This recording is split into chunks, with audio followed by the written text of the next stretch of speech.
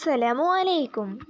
আজকে আমরা তৈরি করতে যাচ্ছি ইলিশের মাথা দিয়ে মূলার রেসিপি। ইলিশের মাথাগুলো সামান্য হলুদ দিয়ে তেলে ভেজে নেব। তেলে ভেজে নেওয়া শেষ হয়ে গেলে সেগুলো উঠিয়ে নেব। পরিমাণ মতো পেঁয়াজ ও কাঁচামরিচ কেটে দিয়ে দেব। পেঁয়াজ, রসুন ও আদা বাটা দেব। এরপর হলুদ, মরিচ, লবণ স্বাদ অনুযায়ী দিয়ে দেব। পরিমাণ পানি দিয়ে উপকরণগুলো কষিয়ে নেব।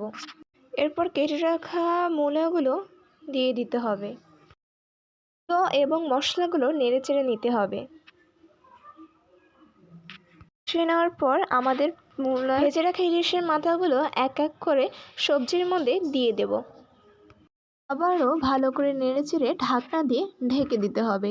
এরপর উতলিয়ে যাওয়ার পর আমরা সেই সবজিটাকে কিছুক্ষণ চুলায় আলতো আছে রেখে দেব। এরপর উঠিয়ে তরকারিটি বেড়ে নেব।